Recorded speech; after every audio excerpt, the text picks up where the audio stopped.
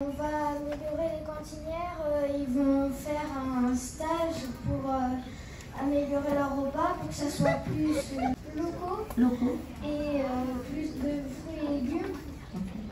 Nos élus du Conseil de la Bretagne, nous avons cherché plusieurs actions pour bien mener notre projet. D'abord, nous chercherons à contacter une association dédiée dans la formation à la bienveillance envers les enfants. Une brigade en surveillance pour la récréation. Et s'il y a un problème,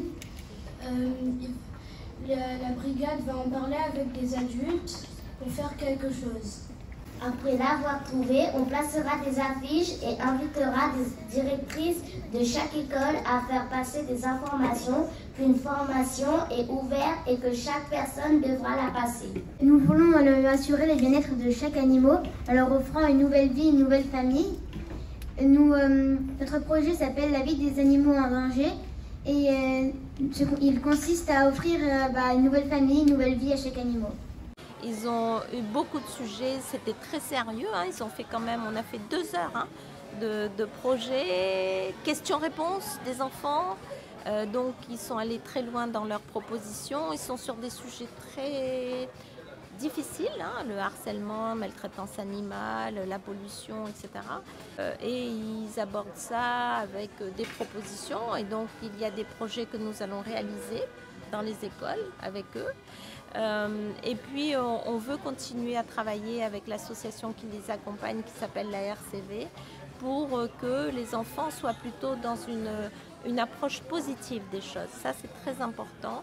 Il y a des problèmes, il faut cependant que nous apprenions aux enfants que être positif, ça permet d'avancer, ça permet d'avoir de la joie, ça permet d'avoir du bonheur et ça permet aussi d'avoir des solutions. Vous avez 80 petits-enfants là qui ont travaillé avec une association qui les accompagne, des moyens que nous mettons à disposition. Ils sont allés faire un regroupement à Saint-Gilles, à Jacques-Tessier. Ils ont été ensemble, ils ont fait de la cohésion de groupe. Donc ça apprend, il en restera vraiment de belles choses sur ces jeunes élus, 80 d'entre eux. Et vous avez vu, ils n'ont pas la langue dans la poche, hein, ils disent les choses, ils ne sont pas impressionnés forcément par les adultes, ils sont très respectueux aussi. Donc voilà, on est très contents. Et on a eu une signature avec l'UNICEF parce qu'on est ville amie des enfants. Et donc on a profité aujourd'hui d'avoir ce conseil des enfants pour pouvoir signer cette convention avec l'UNICEF qui nous suit et qui nous fait confiance.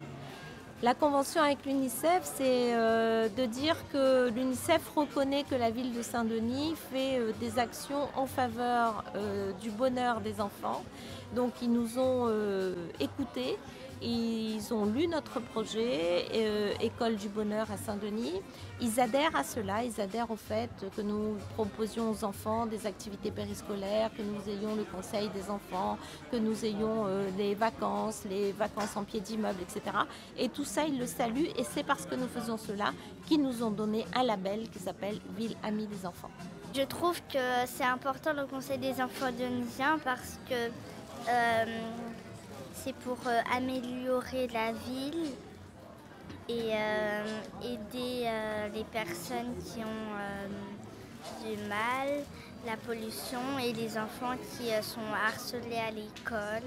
Il y a des activités, mais les enfants, ça ne les plaît pas toujours les activités. Et du coup, on propose de faire un vote pour que les enfants puissent choisir leur activité. Notre projet s'appelle Du balai la pollution. C'est en fait un concours où chaque quartier fait un ramassage de déchets et celui qui a ramassé le plus de déchets gagnera une étoile. Et à la fin de l'année, le quartier qui aura ramassé le plus de déchets gagnera une récompense. Oui, ça s'est bien passé, on s'est bien interviewé, on a bien parlé, chacun son tour. Et moi, je suis groupe Centre-Ville. Je trouve que le CED, c'est très important par rapport à qu'on puisse assurer le bien-être des élèves. Nous, on a proposé 3 idées. La première, c'est de mettre une fresque dans l'école pour que les élèves puissent s'exprimer en faisant ce qu'ils veulent. Le deuxième, c'était de mettre des bâches pour avoir plus d'ombre. Et le troisième, c'était de mettre plus d'activité pendant la pause méridienne. Le conseil, ça s'est bien passé. On s'est bien amusé, on s'est bien exprimé tous ensemble. Et moi, je trouve que c'est très bien.